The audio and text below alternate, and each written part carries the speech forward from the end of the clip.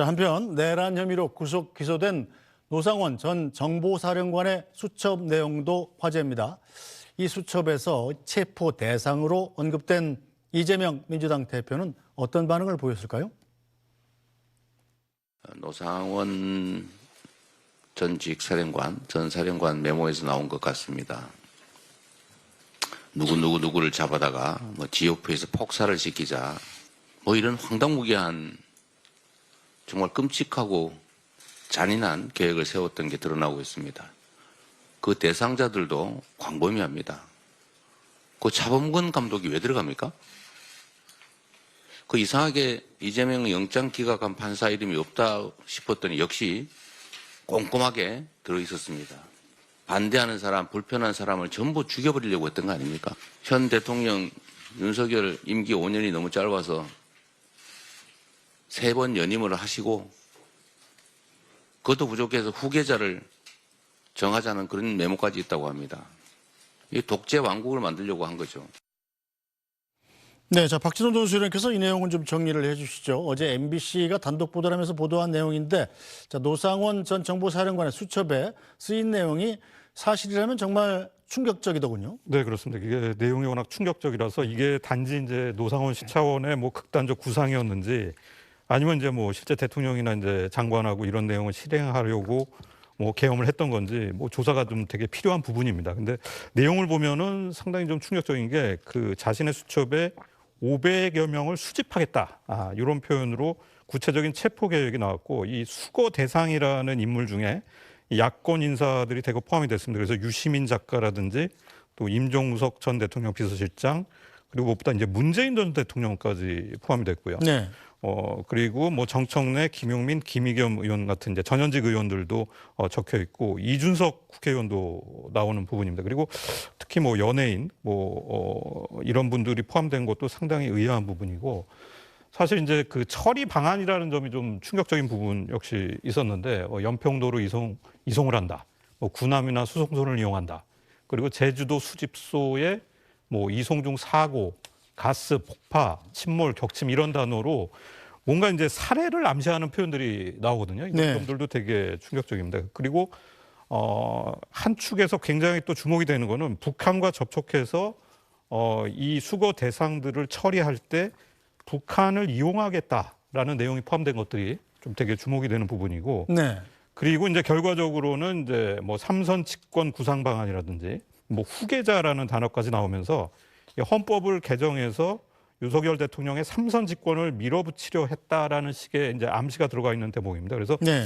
이게 이제 과연 이제 내용만으로 보면은 실제 이런 생각을 했을까 하는 부분도 좀 의심이 되는 부분도 있지만은 본인이 경찰에서 진술할 때는 김용현 전 장관이 불러주는 대로 받아 적었다라고 진술한 적이 있어서 네. 이것이 이제 어느 선까지 보고가 되고 논의가 된 건지 이런 분들이 꼭 이제 밝혀져야 될 그런 사안으로 보입니다. 네, 자, 김기영 대변인, 노상원 전 사령관은 정보사령관에서 이제 불명예 전역을 한 상황에서 민간인 신분이었지만 잘 알려진 그 롯데리아 회동이라든지 거기서 이제 김용현 당시 국방장관하고 긴밀히 소통하면서 이른바 비상계엄 사태에 상당히 중요한 역할을 맡은 걸로 드러나고 있는 인물인데, 자, 현재까지 이 수첩에 적힌 내용 자체가 노상원 전 사령관의 혼자만의 생각인지 아니면 실제로 실행에 옮기려 했던 것인지는 전혀 확인되지 않은 상황입니다만, 자, 이런 내용이 적혀 있었다는 사실 자체에 대해서는 어떻게 받아들이십니까?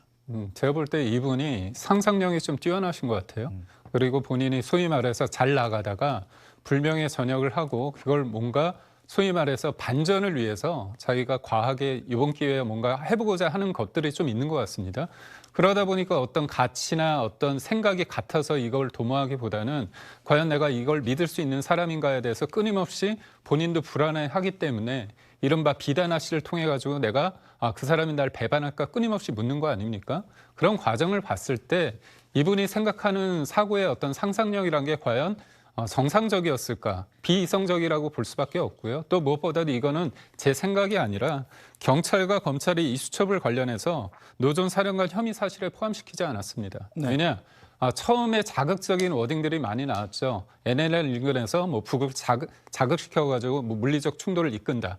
이거는 계엄을 하기 전에 그런 분위기를 만들기 위한 일련의 상황입니다. 그런 시나리오인데 그런 게 있지 않았습니다. 그렇다면 결국 이 사람의 생각 속에서 어떻게 보면 수첩위에 적어놓은 것들이 과연 대통령, 특히나 대통령이 계엄을 하는 데 있어서 이유와 어떤 절차에 있어서 깊숙이 관여했느냐, 이 부분은 아니라고 볼 수밖에 없고요. 네. 왜냐하면 이 많은 시나리오들을 하기 위해서는 대통령이 계엄했을 때 몇백 명 정도, 군이 제가 알기로는 이번에 정식으로 집계된 숫자를 봤을 때 1,600명 정도입니다. 근데 이런 여러 가지 서해 바다도 가고 어떻게 하고 이런 것들을 다 하다 보면 숫자가 10,000명 이상은 좋게 네. 필요하거든요. 그렇기 때문에 국민들도 처음에 어떤 계엄이 굉장히 화들짝 놀라서 계엄이 곧 내란이라고 생각했던 분들이 이런 부분에 대해서 과연 그게 내란일까에 대해서 냉정히 지금 판단을 하고 있는 시점입니다. 네. 그런데 MBC가 이 선정적인 내용으로 가득한 왜 이거를 이렇게 보도를 했을까? 결국은 사람들로 하여금 계엄이 곧 내란이 아니란 부분에 대해서 많은 사람들이 공감하는 이 시점에 있어서 좀 더 이제 자극적인 내용을 좀 쏟아낸 보도가 아닌가 그런 생각을 해봅니다. 네, 자 김진욱 대변인, 저희도 이 내용을 다룰까 말까 좀 망설이다가 사실은 다루기로 한 이유가 바로 이재명 대표가 오전에 여기에 대한 언급을 했어요. 실제로 좀 무섭다. 실제로 실행하려고 했던 것 같다. 뭐 이렇게 받아들이고 있는 건가요? 민주당에선?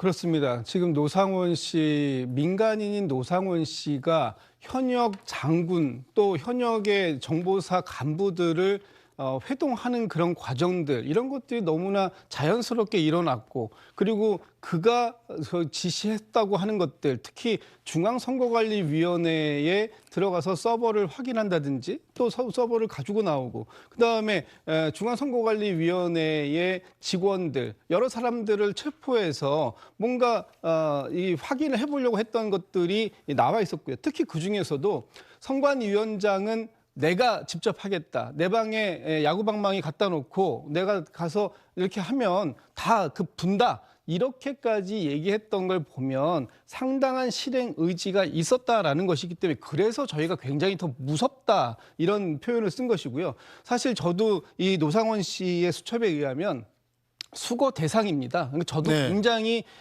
과거 문재인 정부에서 청와대에서 행정관도 하고 장관 정책보좌관도 했었기 때문에 저 역시도 수거 대상이었기 때문에 이 내용을 들으면서 굉장히 무서웠다. 거기 포함 안 됐으면 좀 섭섭해야 하는 거 아닙니까? 아닙니다. 그렇지는 않습니다. 그러나 이것이 이런 실행 의지가 있었는 과정 속에서 이 사람 노상원 씨가 북한을 이용하려고 했다. 이런 것들은 외환 유치죄에 해당되는 부분이고요.